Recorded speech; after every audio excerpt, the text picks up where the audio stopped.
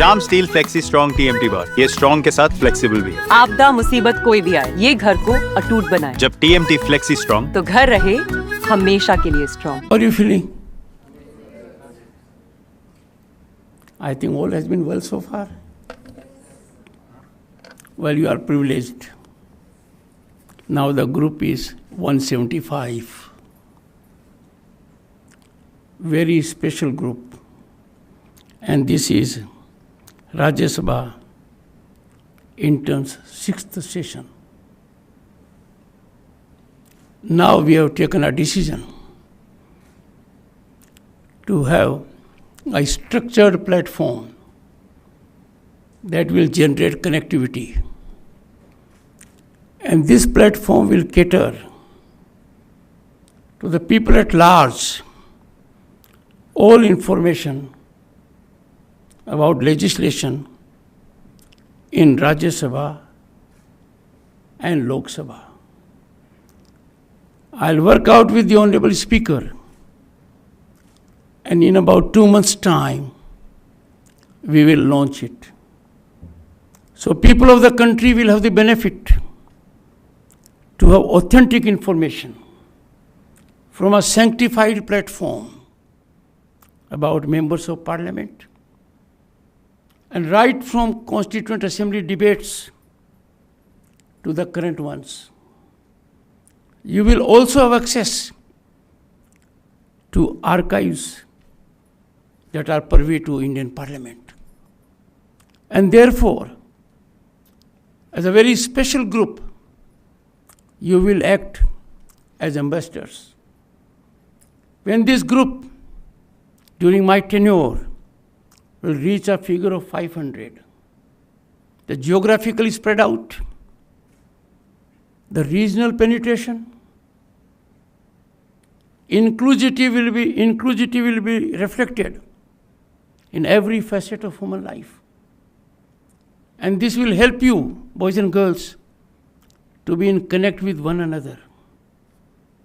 It will be nothing less than a batch of Indian civil service. 2 of the people are present here. PC Modi, Secretary General, and Rajit Punani, Secretary Rajya Sabha. Boys and girls, India was a nation in the world for thousands of years, dominating culture, civilization values, economy. We were a world power. We were known as Vishwaguru. Our institutes of excellence, Nalanda, Takshila, to name just few, attracted global talent. They learned from us, they gave to us. We were constituting at one point of time 1/3 of global economy. Things went wrong somewhere. But soothing parties, gratifying parties, the last decade or so has generated an ecosystem of hope and possibility. India has witnessed a growth in economy that is globally applauded by world institutions. India has had such massive, phenomenal infrastructural jump that we are feeling it every day. People-centric policies, technological penetration has gone up to the villages. And therefore, India today is the most aspirational nation in the world. And this is good for planet Earth. We are home to 1/6 of humanity. If we are aspirational, it's a challenge to us. And boys and girls before me are the most vital stakeholders in governance and in democracy. You are the future.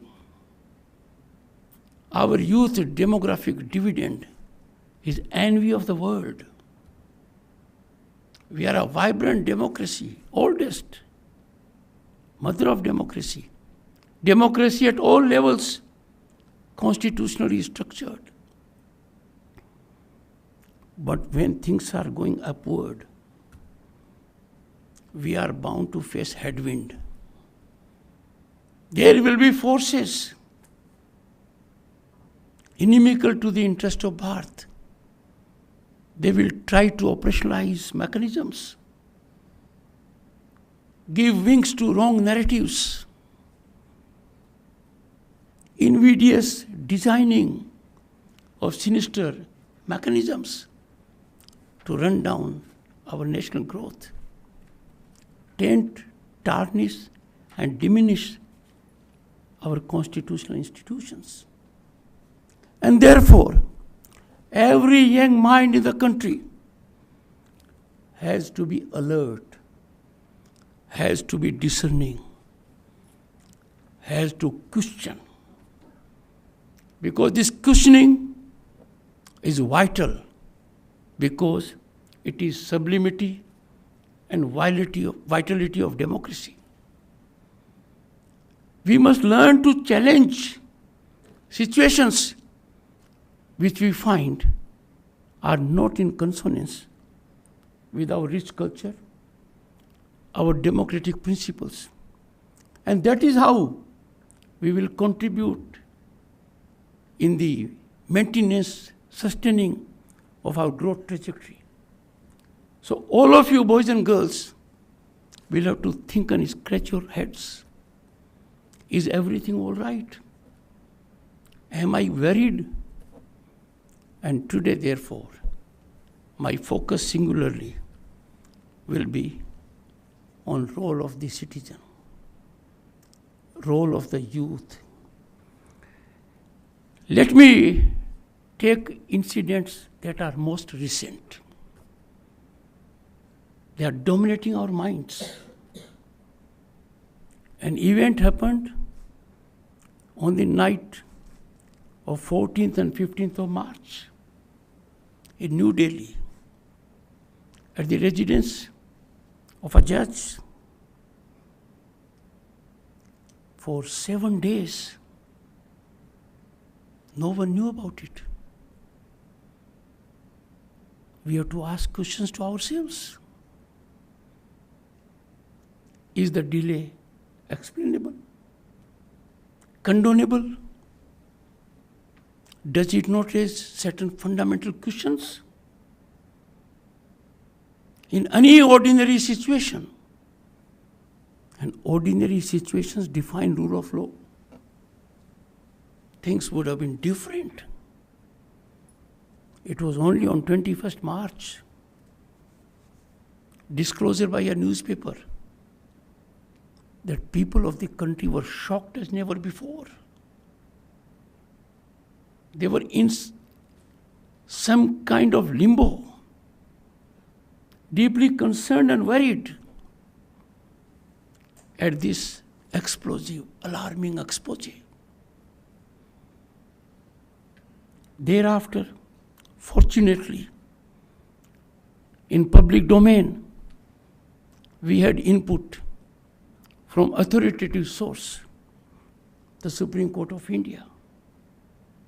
And the input indicated culpability. Input did not lead to doubt that something was amiss, something required to be investigated. Now the nation waits with bated breath. The nation is restive because one of our institutions, to which people have looked up always with highest respect and deference, was put in the dock. It is now over a month. Even if it is kind of wounds, Even if there are skeletons in the cupboard, time to blow up the can. Time for its lid to go out. And time for the cupboard to collapse. Let the worms and skeletons be in public domain so that cleansing takes place. Not for a moment I will ever say that we must not give premium to innocence. Democracy is nurtured. Its core values blossom. Human rights are taken at a high pedestal when we believe in innocence till the guilt is established. And therefore I must not be misunderstood for casting aspersions on any individual. But then, in a democratic nation, purity of its criminal justice system defines its direction.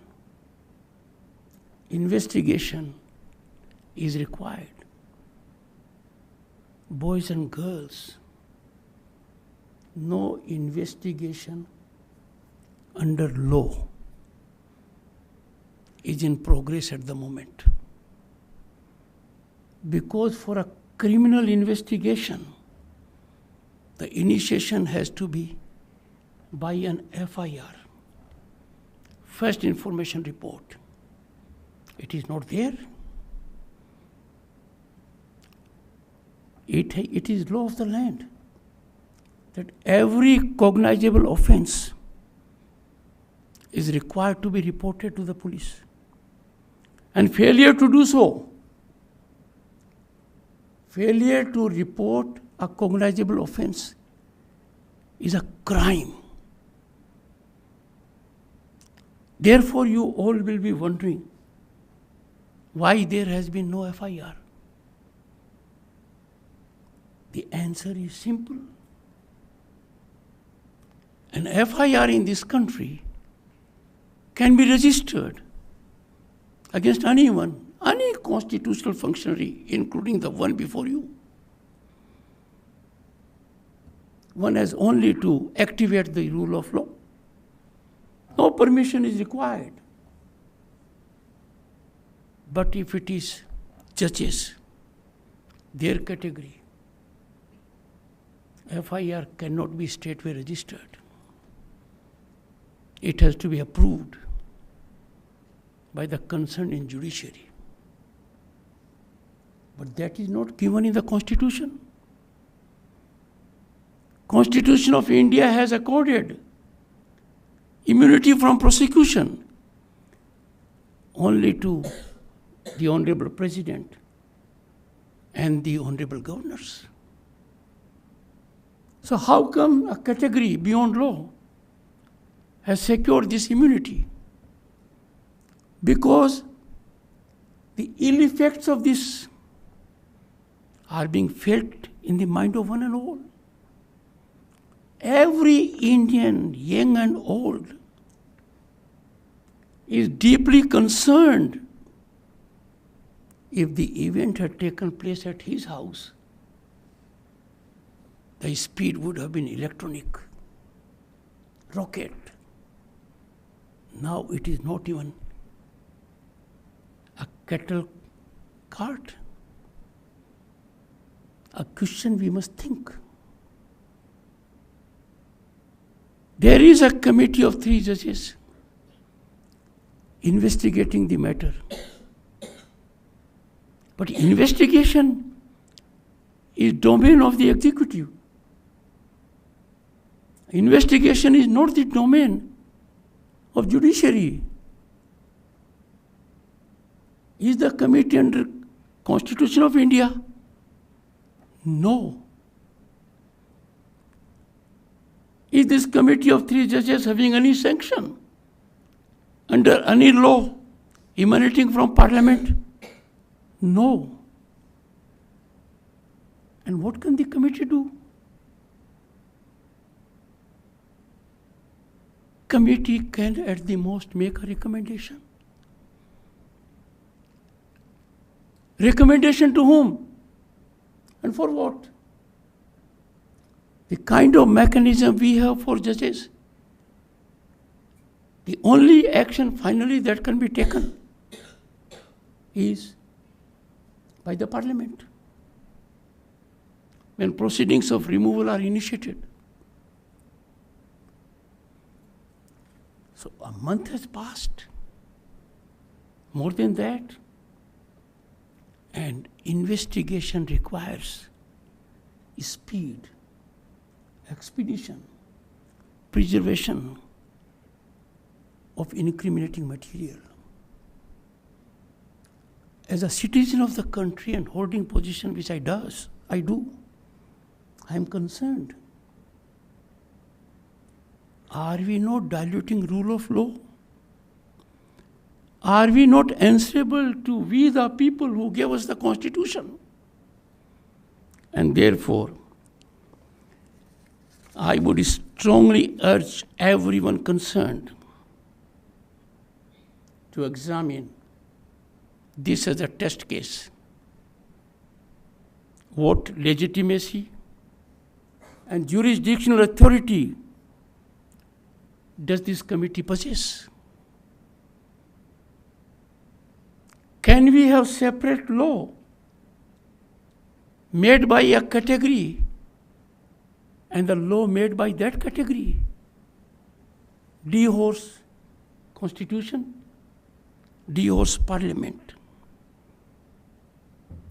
The committee report, according to me, inherently lacks legal standing. तो क्या हम ऐसे हालात में आ गए कि समय के साथ ये बात चली जाएगी? लोगों के दिल पर इस घटना से गहरी चोट लगी है.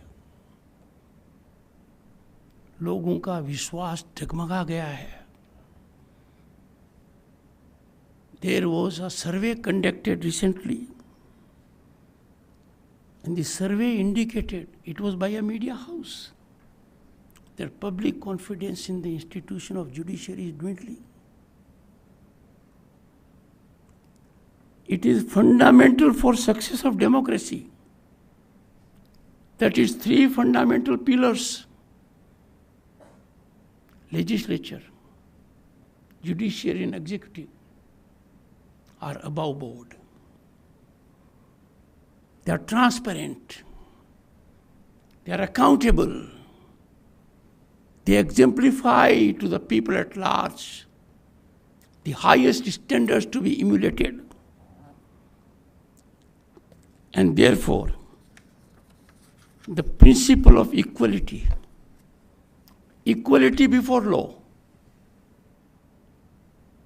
has been disregarded.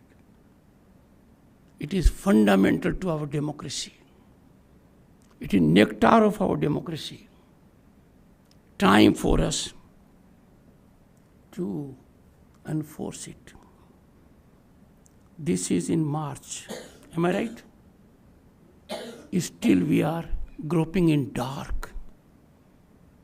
The tunnel is getting longer and longer, and light is not visible as to what will happen. Normal human tendency to forget an event because other events overtake us. This is not one such incident. I beseech everyone concerned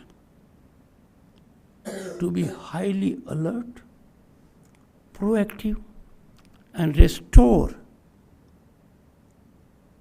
authority of the Constitution. Boys and girls, let me take to you early this year. On January 27, 2025, a 7-member Lokpas bench headed by a former Supreme Court judge ruled it possessed the jurisdiction to investigate corruption complaints against High Court judges.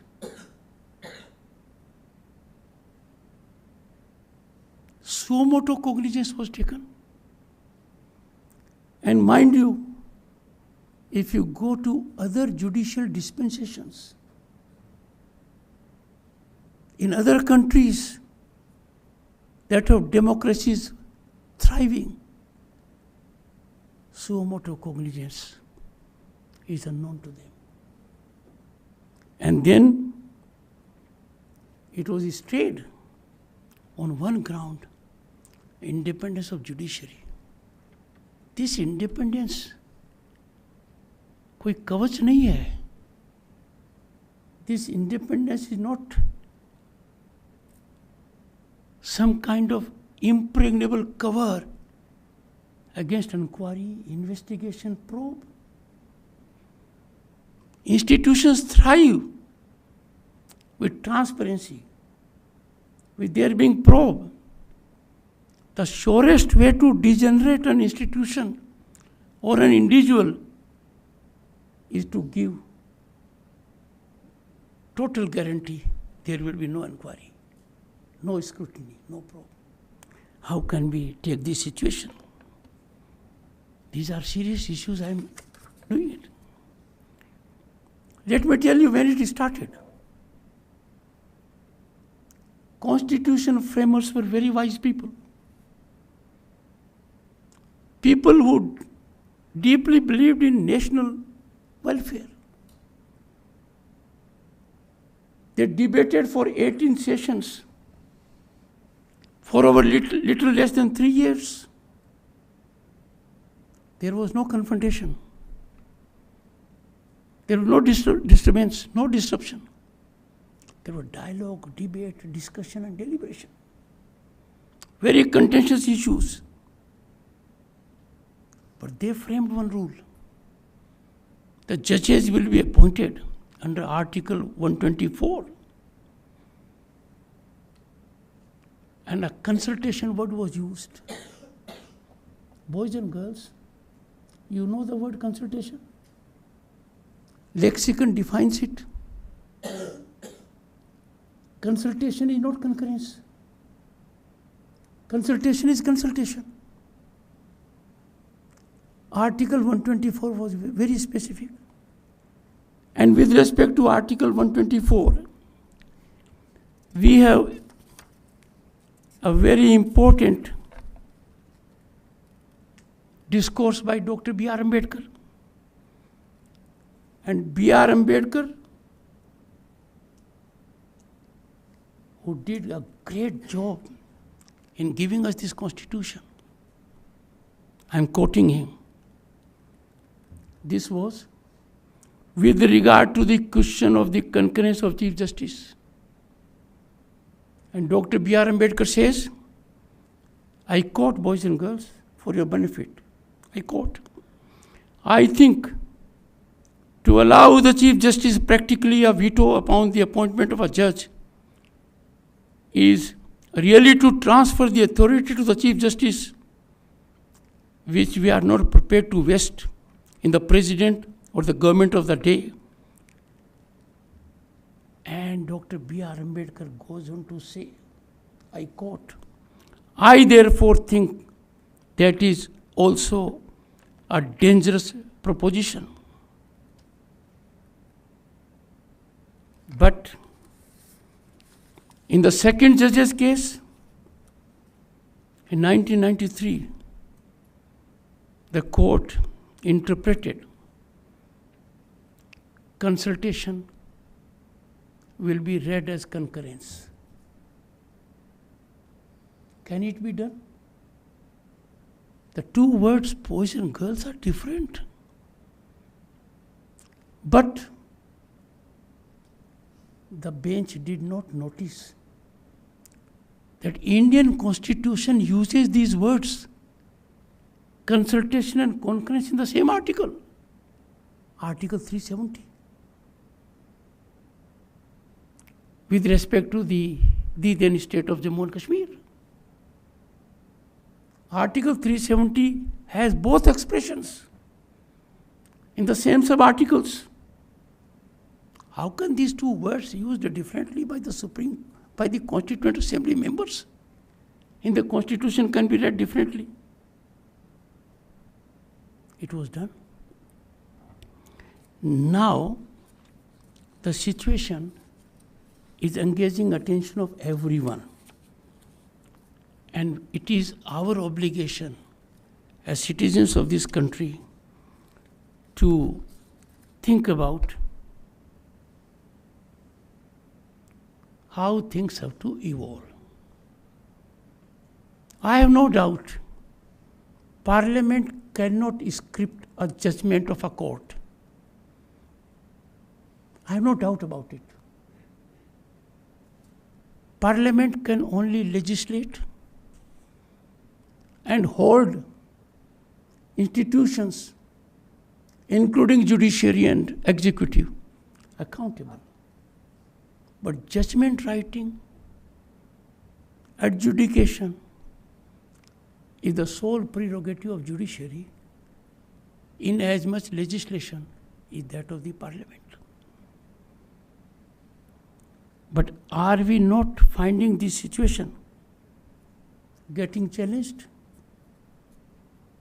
I am saying so because very frequently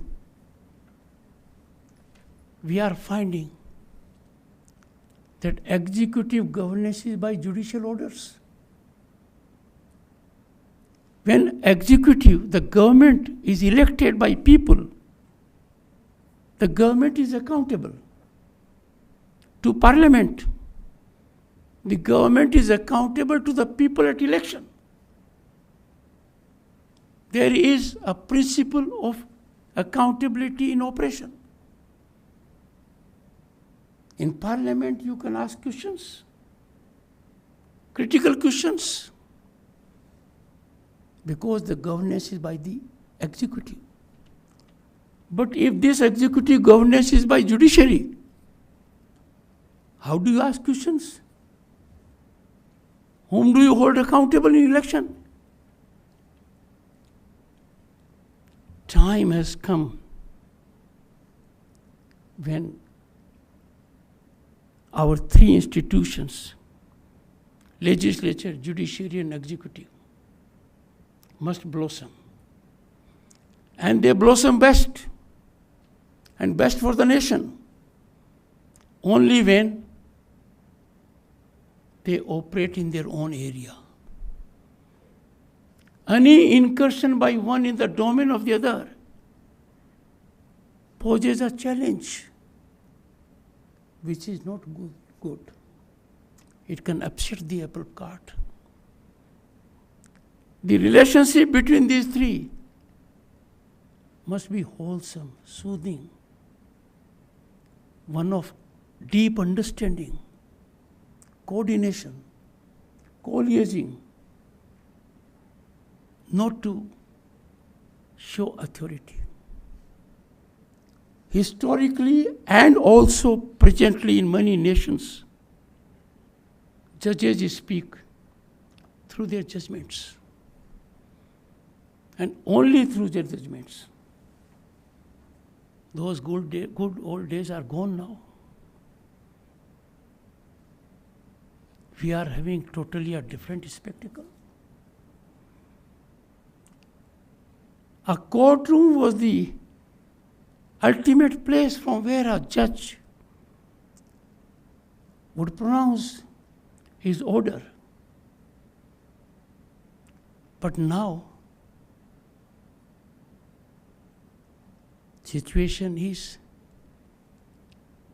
judges are venturing out on public platforms, on media platforms, even in terrain which is challenging and not their own. I only expect that legislature will operate from Parliament theatre, judges will operate from their courtrooms, and executive will do its work as envisioned by the Constitution. The problem started, I should come, because an event had taken place recently. I am dealing with only contemporaneous issues. An event had taken place recently on the release of a book. And the focus of the book by a former judge of the Supreme Court was on basic structure. The day was chosen as 14th April, associated with Dr. B.R. Ambedkar. The judge, former judge of the Supreme Court, and illustrious author of the book, referred to 13th April. He narrated an incident that had taken place on 13th April at Jallianwala Bagh before independence, where our people were killed, massacred, injured, and by our own people, led by General Dyer. And then he came to the doctrine of basic structure, that this cannot happen now because of this doctrine. Examine for a moment this doctrine Keshavanand Bharati gave to us. 13 judges of the Supreme Court assembled. The division was vertical 7:6. It can't be more than that. The judgment was on 24th April 1973. And this, according to the author, is our savior. But after we had this basic structure doctrine, a prime minister, to save her seat, imposed emergency on 25th June 1975. The judge has forgotten. The audience had forgotten. It was supposed to be engaging discourse, inquisitorial. No one asked a question कि ये जो अवतार था, ये जो अमृत था, जो ऐसी घटनाओं पर अंकुश लगा देगा और जिसकी इतनी महामंडन किया जा रहा था, जलियांवाला बाग के रेफरेंस में वो भूल गए ताजा इतिहास को। 24 अप्रैल 73, और आप देखिए 2 साल पूरे होते ही emergency was claimed on 25th June. Lakhs of people were put behind the bars. And it was up to 21st March 1977. Lakhs of people. With this basic structure, Supreme Court ruled, you have no fundamental rights during emergency. This is so much for your tribute to basic structure. The impregnability of basic structure was so demolished to pieces by the highest court of the land, reversing judgments of 9 high courts that in one voice held fundamental rights cannot be on holiday during emergency. There has to be access to judiciary. Highest court of land, a former judge, being author of the book, eulogizing the doctrine, the complete bulwark against assault on citizen rights, was so oblivious of what happened during his lifetime. Just imagine. We are being sold these narratives at a critical time because we don't ask questions. I wish somebody in the audience should have asked the question, what happened to your basic structure doctrine in 1975? Then there should have been the next question. 1st June 1984, what happened in Delhi. Our freedom-loving people, they were singled out in thousands. What happened at the Golden Temple? What I'm saying is, don't take these narratives at face value. These narratives are dangerous narratives. These narratives must be exposed by discerning minds like young people. You must learn to question, because we have iconized people through mechanism which is not rational. We have given celebrated status to people without examining. We think what they say is right. No one asked the author, while he was judge of the Supreme Court, why the collegium system did not work. We must learn to ask questions. Because in democracy, this is our most basic right. If you don't ask questions to me, you will not be doing your duty. And therefore, 175, a number will go to 500.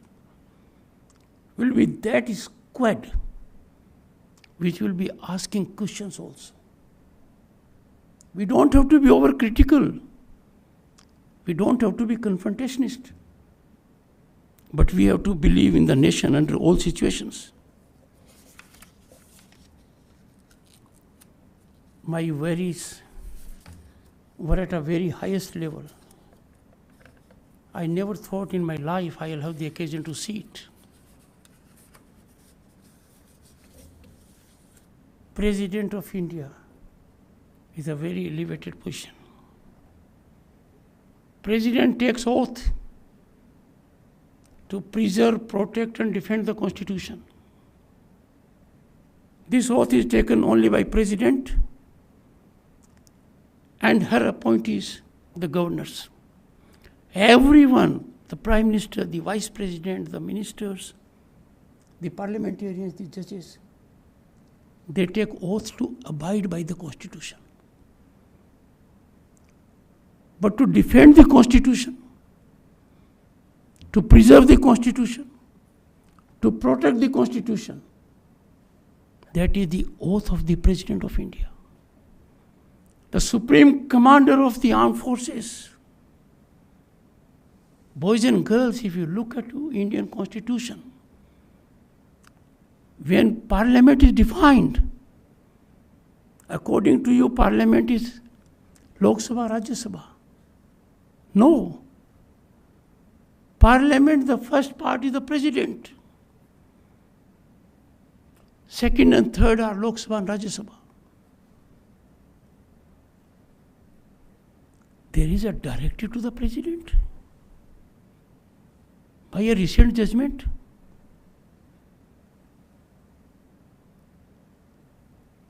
Where are we heading? What is happening in the country?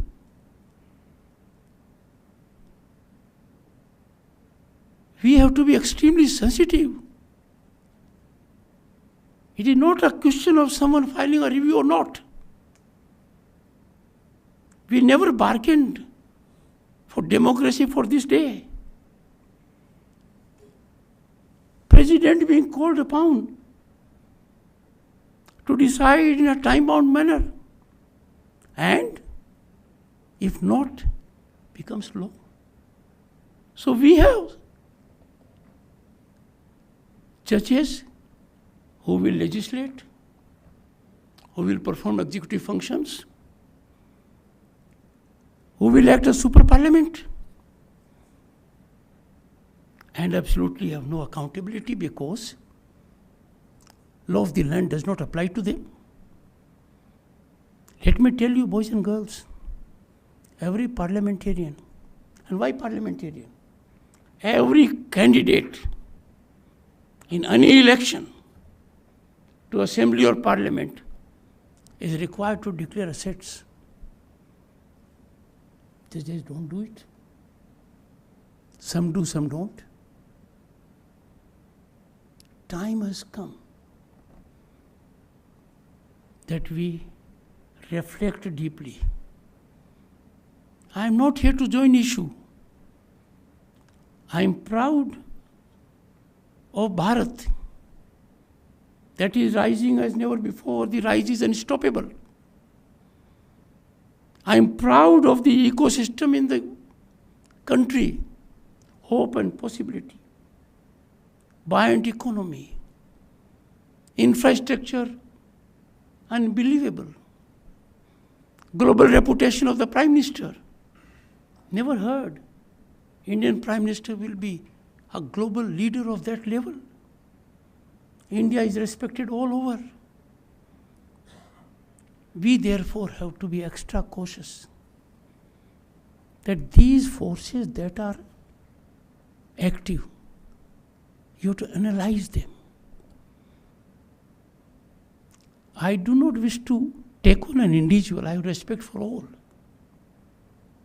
But then we have to be analytical mind, discerning mind. We cannot have situation where you direct President of India. And on what basis? The only right you have under the Constitution is to interpret the Constitution under Article 145(3). There it has to be 5 judges or more. Boys and girls, when Article 145(3) was there, the number of judges in the Supreme Court was 8. 5 out of 8. Now 5 out of 30 and odd. But forget about it. The judges who issued a mandamus virtually to the President and presented a scenario it will be law of the land have forgotten the power of the Constitution. How can that combination of judges deal with something under Article 145(3) is preserved?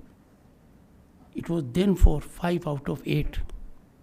We need to make amends in that also now.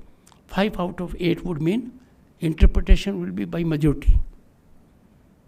Or 5 constitutes more than majority in 8. But leave that aside. Article 142. Article 142 has become a nuclear missile against democratic forces.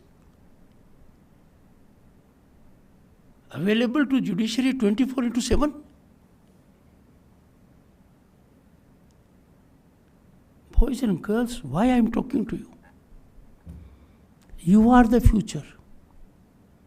You are the stakeholders. I am not addressing only you. I am addressing the entire youth of the country. In IITs, in IIMs, Institute of Excellence, colleges, universities, schools. We have to believe in the nation. We have to believe in the power of we the people. And the power is reflected only through representatives. We have lost track.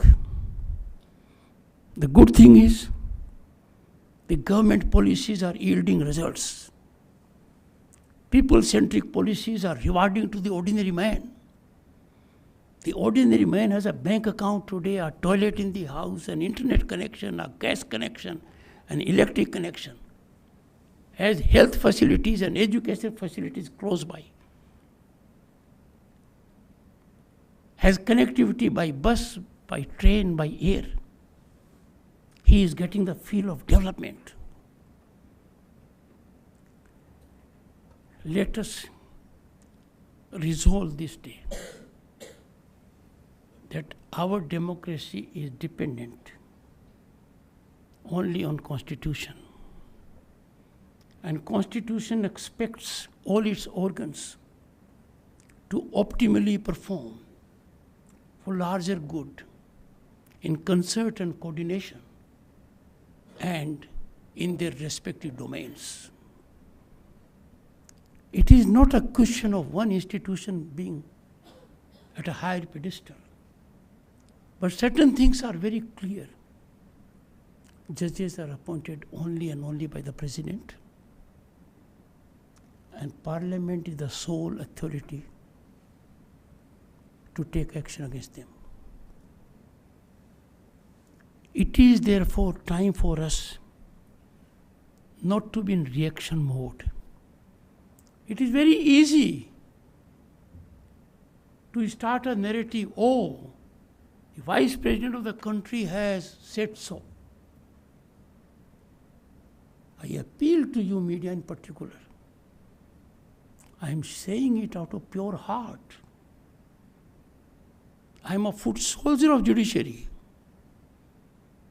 I have given 4 decades of my precious life to judiciary. 3 decades as senior advocate. Whenever it comes to challenge to judiciary, I am always on the side of judiciary. We are proud of our judiciary. It has global recognition. Our judges have gifted talent.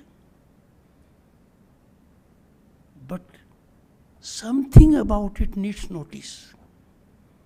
I have no doubt the wisdom of our judges will rise to the occasion, and there will be evolution of self-regulation. I firmly believe, whether it is legislature or judiciary, self-regulation is the most effective regulation. Idea is not to join issue. Idea is never to engage into argumentation. Idea is not to have adversarial relationship. Idea is to have a meeting ground. Idea is to ensure that what our founding fathers visualized about Constitution, our institutions, we bring that to luster, to shine, to ultimate performance for larger good. Boys and girls, I chose these events because they were recent. But 2 events I must hint at you. When I reflected on book release function, author being a former Supreme Court judge, I brought emergency contextually, because reliance was placed on doctrine of basic structure evolved in Keshwanand Bharati in 1973. But let me tell you 2 events that have taken place recently. They are only to invite your attention from that perspective. One was Svidhan Divas, because every Bharatiya must know why we celebrate Svidhan Divas. We are celebrating it for last 1 decade. And Svidhan Hatya Divas, because you boys and girls have no idea the kind of traumatic experience our citizens suffered during emergency. The impressions on young boys and girls, children, when their parents, nationalist in mind, many of them became ministers, chief ministers, cabinet ministers, and prime ministers later on, were detained without any cause, with no access to judiciary. And therefore, on these 2 days, you must devote yourself, think within, and act accordingly. Well, I'm sure you would have had rewarding experience, be in connect with one another. By end of the year or early next year, we will be having a get-together in Delhi of all the participants till then. So you will have the occasion to intermingle also. But on the platform that is being created, be in touch with one another. Whenever you travel to a place where you find an intern is from that place, try to connect with him or her. That will be a rewarding experience. Start sharing your ideas and thoughts, because ideation alone is gift of democracy. You have to ideate. The power of ideation, the power of an idea will define our progress trajectory. I wish you well. Thank you so much. ये style का मामला है, रूपा frontline.